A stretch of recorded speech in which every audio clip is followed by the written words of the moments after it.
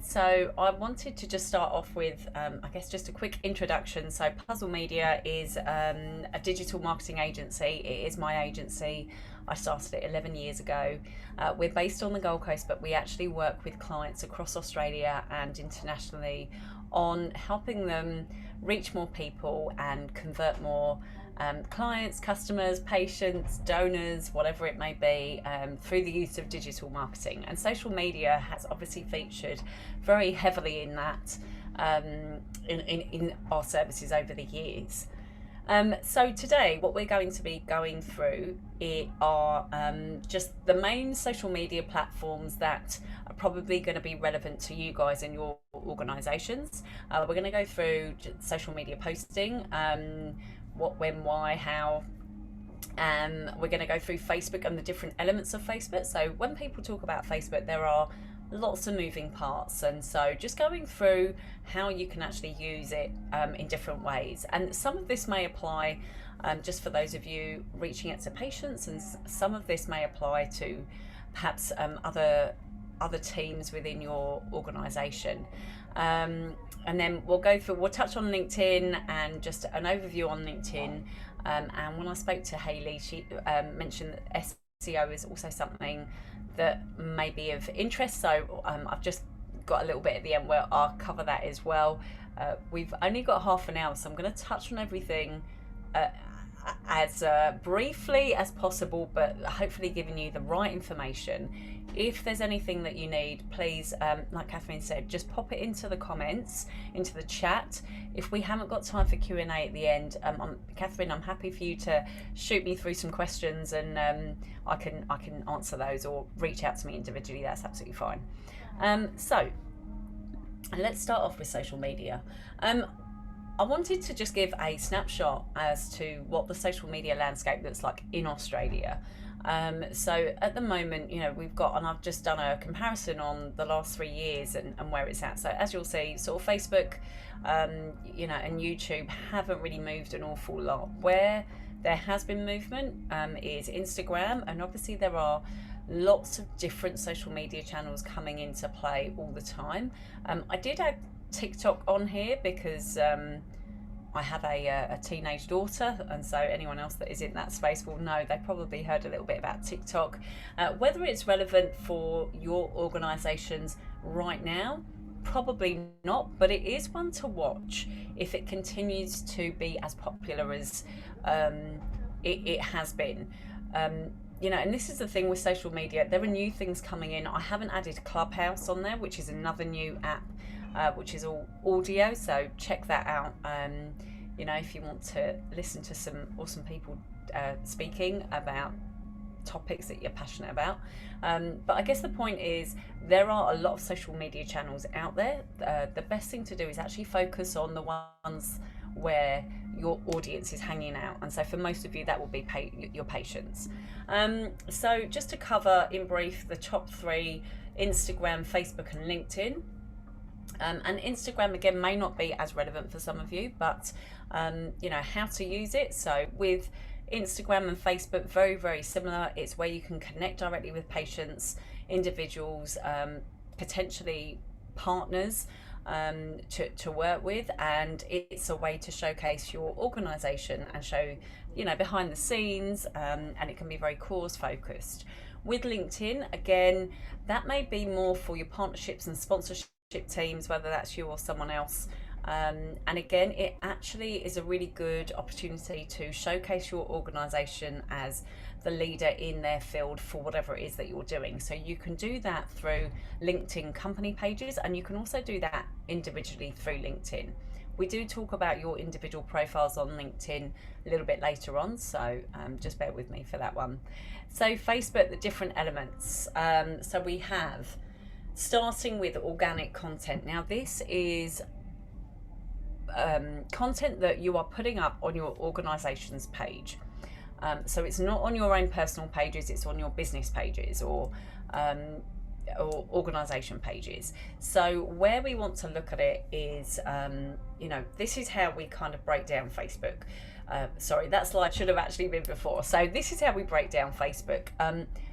the first thing I would say is, if you have an organisation page that you have access to, or if it's not you and it's one of your marketing teams, ask them to have a look at the analytics and the insights, because there's a whole heap of data in the back end of Facebook that tell you who's watching your page, what age they are, what demographic, what they're interested in, what times of day they're most likely to interact. It's really, really useful data driven by actual real-time activity.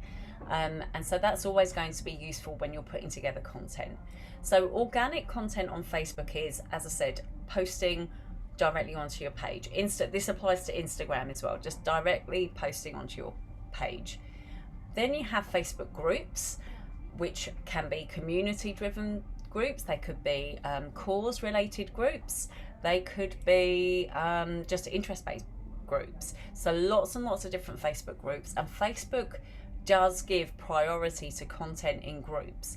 And what that means is, as a Facebook user, so a typical Facebook user, and some of you may be able to relate to this, when you go into Facebook, if you're a member of a few different groups, that content tends to get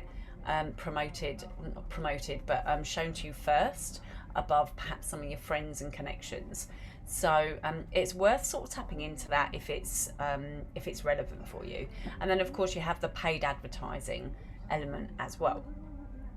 So when we talk about organic content, the question that we're always asked is, what do I post? What do we post on there? How do we create posts that actually do something? And we talk, I will mention Facebook a lot. I do sort of mean Instagram as well with some of this. Obviously Instagram is owned by Facebook. Although the algorithms are slightly different, the same concept applies to both. So if you're using Instagram, you can apply some of these sort of tips and tricks to Instagram as well. So when it comes to Facebook, really creating a posting plan where you're going to cover all of the different elements that your organisation covers. So with that, we recommend putting together what we call content pillars, and how that sort of, I guess one way of explaining this is, what are your organisation's top 3 values, or top 4, or top 5? I mean, we say 3 because it's easy to work with 3. Some have more, some have less, but what are the key things driving your organisation?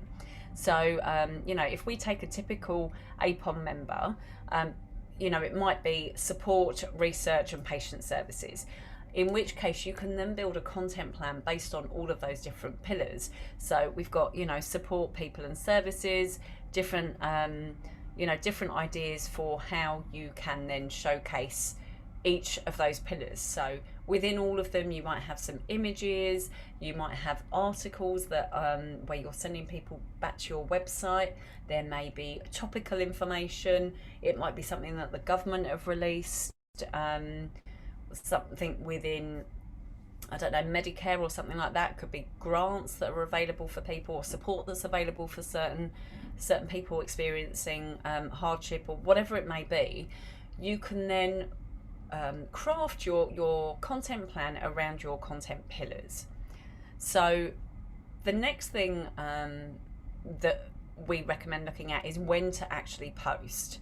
So gone are the days where you need to post 3 times a day on Facebook and on Instagram. I think on Instagram you could probably still get away with posting every single day, because it is image led, but with Facebook there's only a small percentage of your followers that are going to see your content. So it's really important to make sure that you are sharing varied content, and that it is resonating with your audience. So having a content plan on when to post is going to be really effective in communicating with the right people at the right time. So when, just going back to looking at your Facebook analytics, that's where we're going to be, where you will find out, okay, well, what time of the day are people most likely to interact, and what days of the week. I know for us, we have real spikes early in the morning and in the evening. The majority of our target audience are either business owners or they're working, so they might be marketing managers or fundraising managers, and so that's the time that they're actually interacting on Facebook and on Instagram. So that, for us, that's about right. For you guys, you'll have different peaks and troughs. And I also mentioned the 80-20 rule here, which is, only 20% of your content should be promoting any kind of patient services, membership, events, or anything else that you're doing.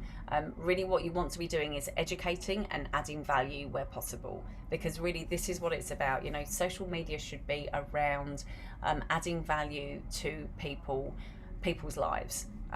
So how can you add value? You can entertain, you can educate, or you can evoke some kind of emotion. So if you remember those three things, you'll be doing okay. And then batching all your content. So creating content in batches so that things don't get missed. You're also more likely to you're more likely to get content out there as well if you batch create it.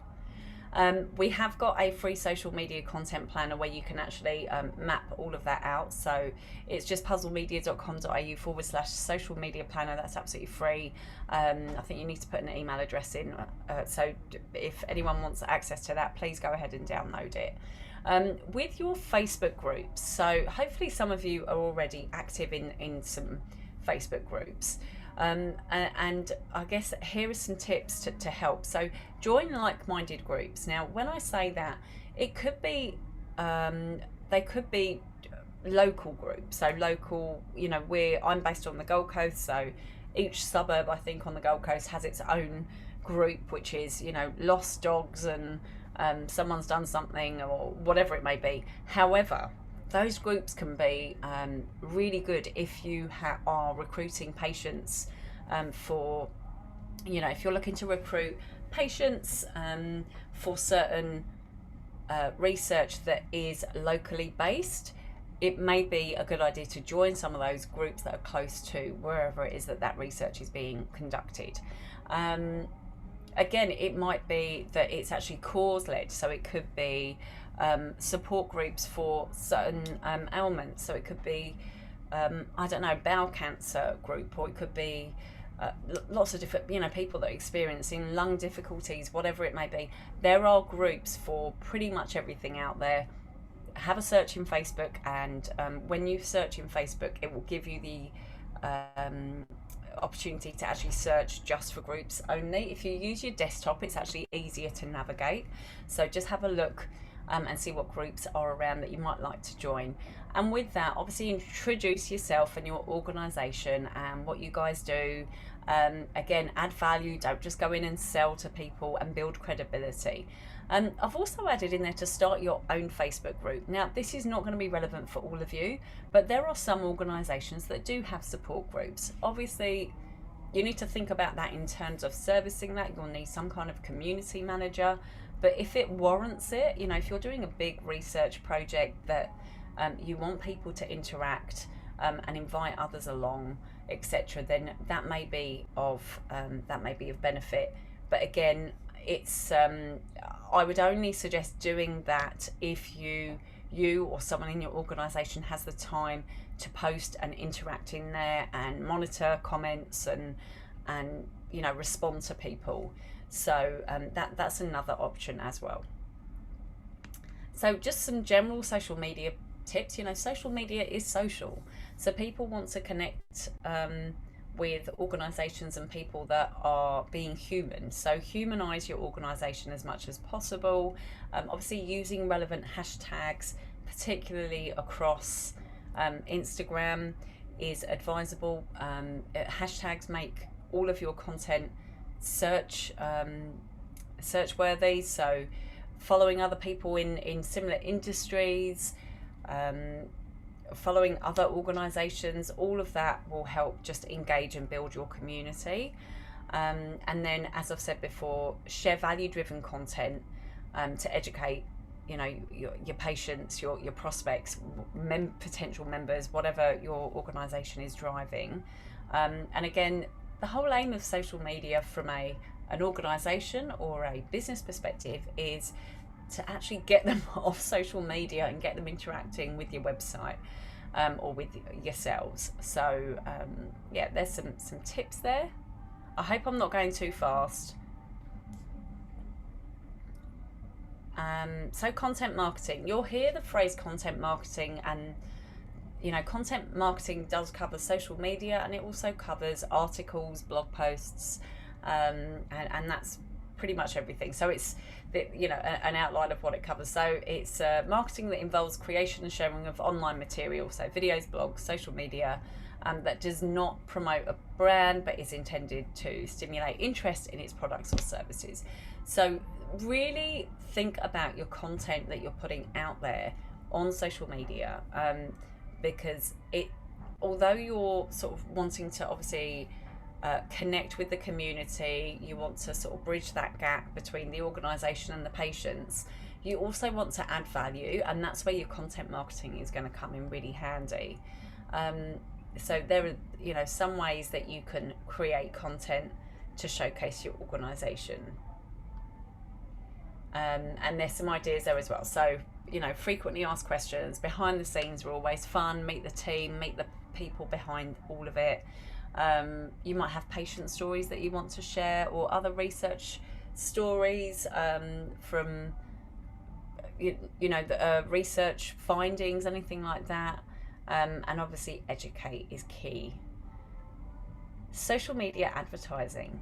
So we do a lot of social media advertising for clients, and we do this both for not-for-profit organisations, associations. We've done it across the medical research space. We've done it obviously for businesses as well, for small to medium-sized enterprises. And the concept is always the same. It is pretty much taking what you're putting out on social media in terms of that content that we just talked about, and building a conversation with people, and then actually asking them to interact, to engage, to sign up, whatever it may be. So, first of all, identify where they are hanging out. Are they on Facebook, Instagram, LinkedIn? Where are they most likely to be? And when it comes to advertising, it's very measurable. So we have done work with advertising, just to, I guess, some examples. We've worked with fundraising departments to fundraise for appeals. We have worked with the community organisations to recruit volunteers. We have worked with, in the medical research space, to recruit patients or potential patients for research purposes, and pretty much sort of everything in between. We've also used it to engage with potential corporate partnerships as well. So, there are lots of different options available within advertising, and I guess, when it comes to advertising, it can fast track some of the results that you see in terms of what you're trying to achieve. So if you need to have a certain amount of patients for a study, or else it's not going to go ahead, then it's far better to invest a little bit in advertising to recruit the right members, or the right people into that particular study program, or whatever it may be, research program. So just bear that in mind as well. You can track everything. So the beauty of Facebook and Instagram advertising is it's all trackable. So we can see, and you be able to see how much you've spent, how many people have gone through, how many people have hit the sign up page, how many people left. It's actually a really good way of just almost having a bit of an audit of the whole process, from someone not knowing who you are all the way through to signing them up and getting them on board. Again, always demonstrating the value that your whatever it may be, product, services, organisation, the research, the program, whatever it may be, you've always got to demonstrate that value and what's in it for them. And yeah, I've also got, expand your business or organisation, that should be really geographically, without physically having to be somewhere else. So again, if some of your research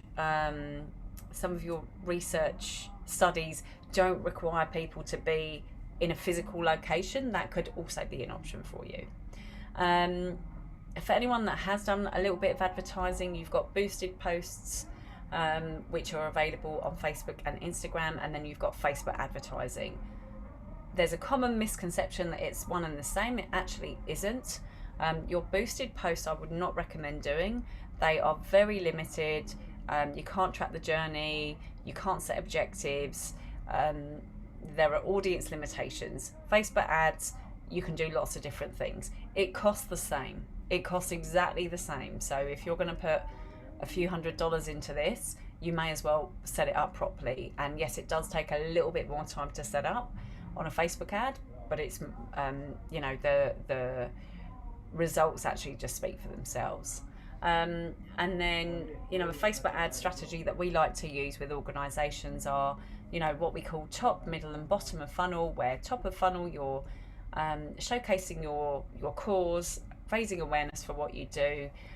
Middle of funnel is you're offering a little bit more value. So that could be a blog post, it could be a download, it could be some tips for, I don't know if you're in the, let's say, the cancer space, it might be some tips for how to cope from an emotional perspective with being diagnosed with a certain type of cancer. I'm just spitballing some ideas here. And then bottom of funnel is where you have your call to action. So what do you want that person to do? Do you want them to sign up? Do you want them to sign up for some kind of service, some kind of research program, whatever it may be? LinkedIn, I'm keeping an eye on the time. So LinkedIn, I absolutely love LinkedIn because it probably is still one of the most underutilized tools out there, although more and more people are sort of finding out about it. So there's over 5.5 million LinkedIn users in Australia, and it's very powerful to showcase your cause, advocate for your cause, and attract partners, sponsorship, donors, and also recruiting team members. So from recruiting employees, it's when you share something on LinkedIn, the organic reach is much higher than Facebook. So if you don't have a LinkedIn company page or organization page set up, I would highly recommend that you do. And then with connections, so LinkedIn really is centered around those personal connections.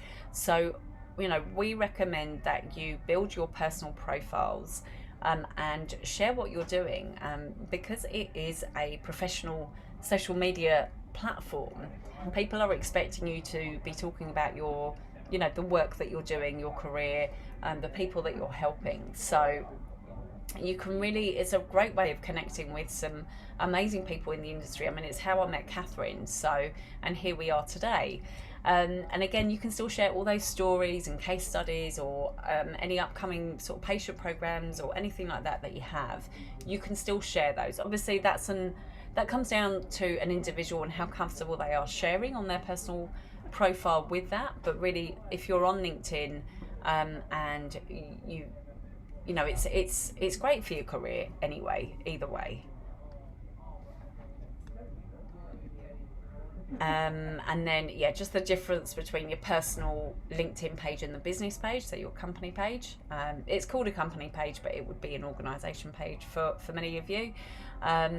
So again, I think I've just covered some of this. So your personal profile, really make sure your personal profile's optimized, that you have a summary of what you do, with the latest role that you're playing for whatever organization you're with.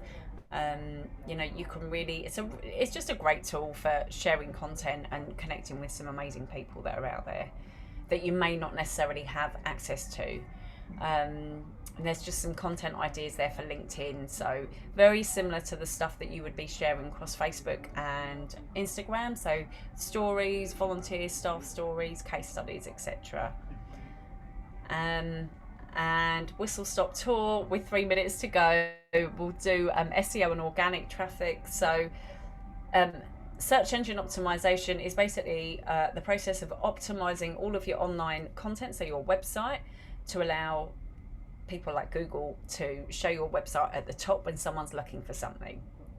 So this will work really well for those of you that have the same patient programs that you're rolling out time and time again, in a particular location. So I've just, obviously used us as an example. Someone types it in, you come up at the top. people are more likely to to interact with you if you're at the top of the page rather than on page 3 or 4, which no one actually goes to anymore. So SEO is split into two different ways of doing it. One is on-page SEO. That's basically your website, blog content, social media posts, and your Google My Business profile. And then we have what's called off-page SEO, which is the back end. So that's where it gets a little bit more technical, but absolutely doable. Why is it so important? It increases visibility, as we said. It drives extra traffic to your website. So if there are particular programs that you always struggle with, maybe have a look if people are actively searching for what it is that you're providing, because if they're actively searching and you're not appearing, then you're missing out on a chunk of traffic there. And again, it builds credibility because you're ranking higher than everyone else. So in summary, I feel like that was a really quick whistle-stop tour of everything. Hopefully you've found that useful. So social media, we went through the different social media channels. We talked about what to post, when to post, and why to post, or how to post. How to use Facebook, the different elements that make up Facebook. A little bit about Facebook advertising. A brief overview of LinkedIn, and also of SEO. So that's where you can find me for any questions that you may have. Catherine, I can't see the chat to see if there are questions, so I've just found it. Shall I stop screen sharing and go to the chat?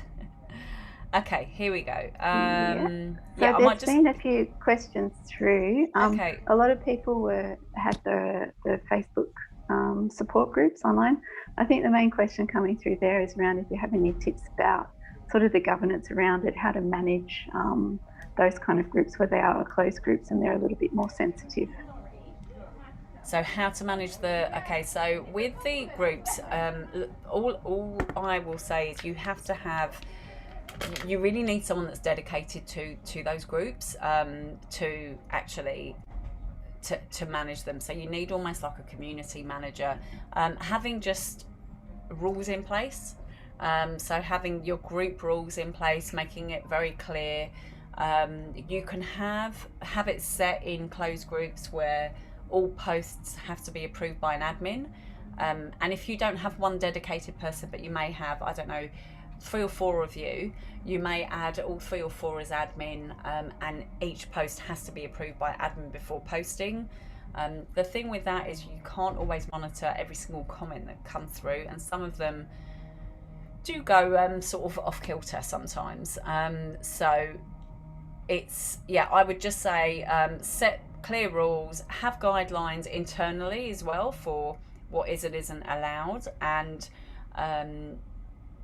it can be, if it does take up a lot of time, I guess you've got to question, is this an extra service that you're providing? Does that warrant an extra resource to manage it, or is this something that it has become out of hand and we're going to have to close it down? I've seen both scenarios. I hope that helps answer that. And I think there's just one more question that's come through. Just if you could give any tips on SEO and point people in the right direction of how to get started on managing that within their organisation. Yeah, so with SEO, I mean, the best thing to do is actually find out where your organisation is actually currently ranking. So we do offer a free SEO audit. I'm happy to speak to anyone about that. If you wanted to do it in-house, what I would do is use one of the tools that we use. We use SEMrush. There's also Moz. So most of them offer a couple of weeks free trial before you need to start paying. So if you want to go in and have a look, basically it will give you the opportunity to put your website, your URL in, and it will come back with some interesting findings against how you're ranking. I would say if you can, definitely select that you're in Australia. If you are in Australia, if you're overseas, then select those countries, because normally they just will do it for the country where you're searching, even if that's not necessarily where your business is, if that makes sense. I'll just pop those in the chat. So I'm sorry that I don't have the links, but or just, yeah, if you would like an audit, then happy to do that. Just shoot me an email.